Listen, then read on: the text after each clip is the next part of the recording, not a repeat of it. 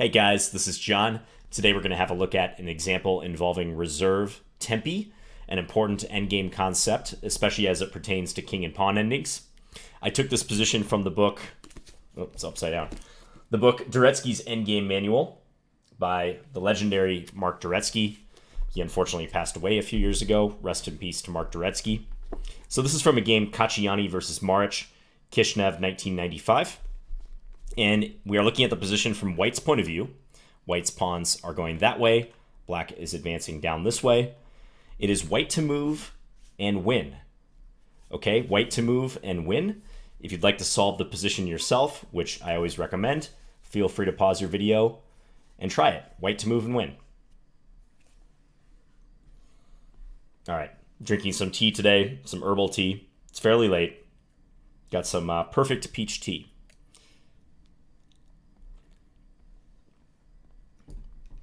All right, so let's assess this position. White is up a pawn. It's the D pawn, if you want to think about it that way. Often when there's a position with many pawns, I try to cancel.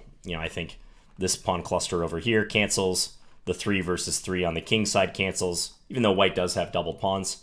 So the D pawn definitely stands out as the most important pawn in the position. Usually being up a pawn with this many pawns on the board is a very good sign that you can win. If it was just king on d5, white pawn on d4, white king on d3, this would be a draw because black has the opposition and white can't make use of that extra pawn. But with other pawns on the board, a common winning strategy is to, with your opponent always tied down to the defense of this pawn, preventing it from promoting, activate your king and try to raid one of the other pawn clusters. So that would be a common way for white to try to win this. However, black's king is ideally placed right now on d5. So that prevents white from wandering too far. It quickly becomes apparent that what white is going to try to do is back the king off and advance through the center. Try to play king c4, d5, king d4. And if white can break into the e5 square, then they have excellent chances of winning. So let me first show you what happened in the game. So Kachiani played a4 here.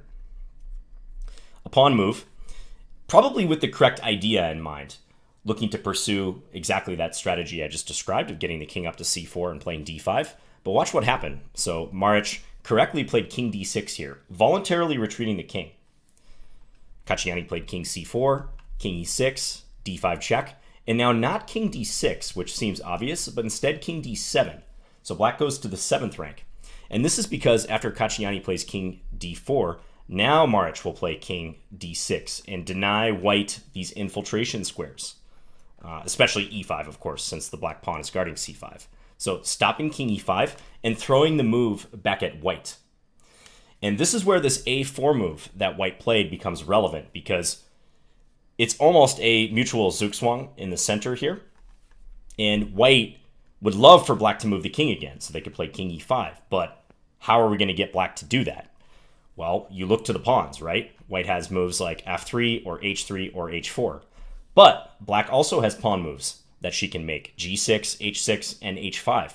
And because it's white to move here, white is going to run out of pawn moves first. So just as an example, let's say white plays f3, and black plays g6, h3, h6. Note that black is only taking one step with the pawn, so that on h4, black can play h5. Again, throw the move back at white. White has exhausted the good pawn moves. A5 makes no sense because we'll just take it. So white's probably going to move their king. Black can go back here.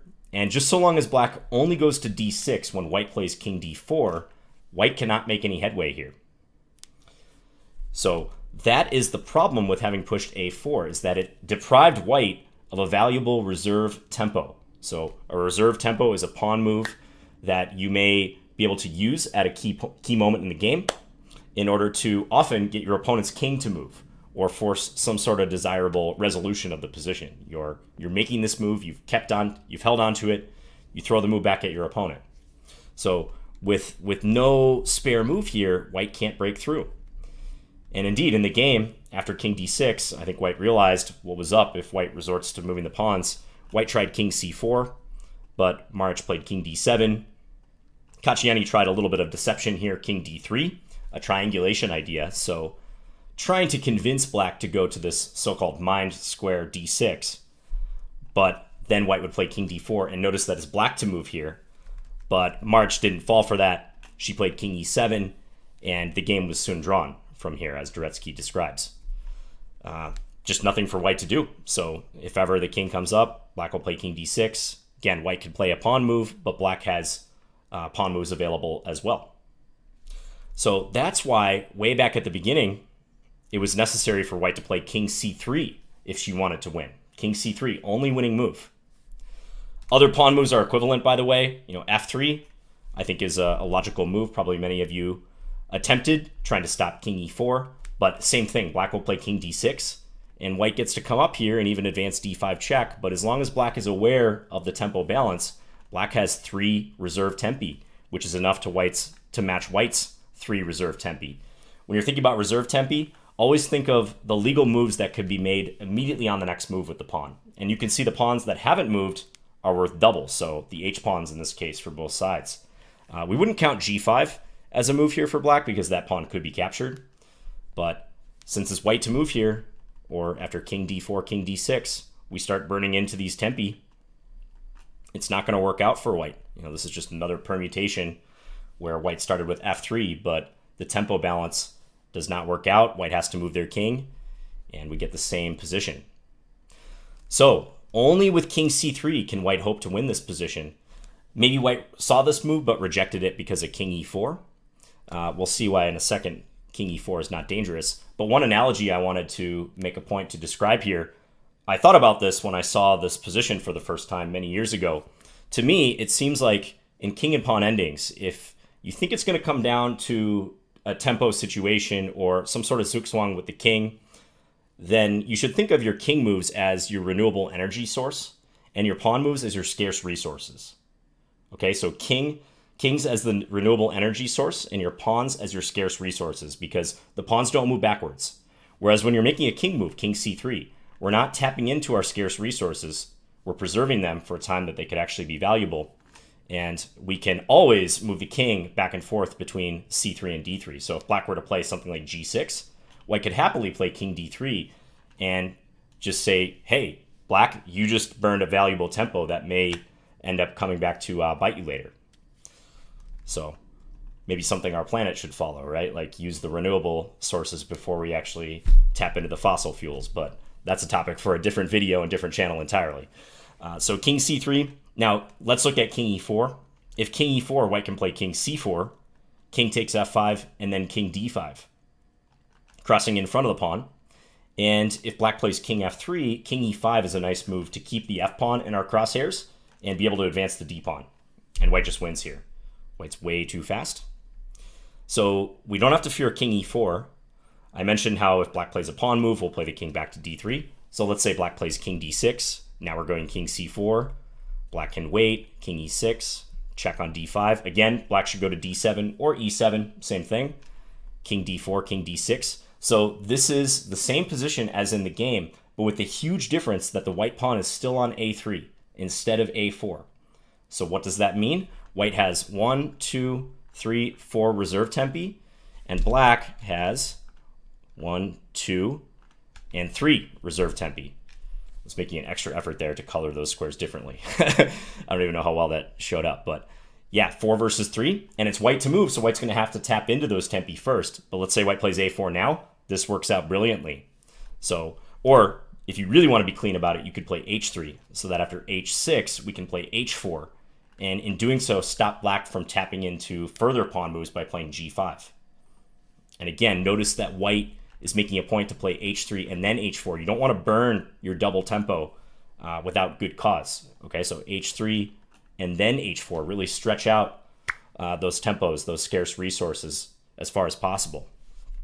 And if black plays, let's say g6, f3, h5.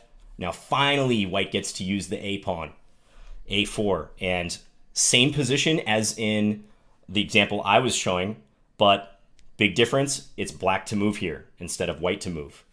And black can't prevent the white king from invading to e5. Black has no good pawn moves to make. These pawns will just be captured, so likely continuation, something like king d7, king e5, king e7. White can give a check here, king d7. Here white has their pick of winning methods. You could just go and take these kingside pawns. You just have to make sure that your faster than black, which indeed you will be with the f-pawn running. Or another winning method that's just good to know here. Let's say white plays king d5 and stays close to the d-pawn, which would be totally fine. Let's say king d8, king e6, king e8, d7 check, king d8. Again, if this was just purely king, white d-pawn, and king, this would be a draw because white would either play king d6 stalemate or move the king somewhere and lose the pawn. But here, white can play king d6, and it's not stalemate. Black has to tap into these pawns, which black would prefer not to do. Let's say black plays g5, h takes g5, h4, g6, h3, g7, h2, g8 equals queen, or rook if you really want to rub it in. But g8 equals queen, and that's checkmate. Or same thing on the other side of the board. If black were to play a6, we can take it. Now black, again, has pawn moves they can make. So let's say b5. We're just going to ignore that, play a7, and go get a queen and checkmate on the next move. So that's another winning method you sometimes see in these positions where you can kind of almost, quote-unquote, stalemate the enemy king. But because they have pawn moves that they can make, you're going to be winning if you've counted the moves correctly. But yeah, often the safer route is just to go and take these pawns and promote. So I hope this analogy of the renewable energy source and the scarce resources, so the renewable energy source being the king moves and the scarce resources being the pawns, helps you a little bit. Reserve tempi do not apply to every situation in king and pawn endings, but if there's a standoff with the kings especially, and you want your opponent to be the first one to move, as in this case, and especially that position we got where white was pushing in the center, and we got this situation where now it's pretty clear it's going to be a pawn battle, and whoever wins the pawn battle, if it's white, is going to get into e5, or if it's black, it's going to prevent white from doing that. If that sort of situation comes up in a game, really use your pawns judiciously because they don't move backwards, and you might be tapping into your scarce resources when you could have preserved them and just made a king move instead. All right, hope you guys enjoyed this video, and I'll be back again soon with another one. Bye, guys.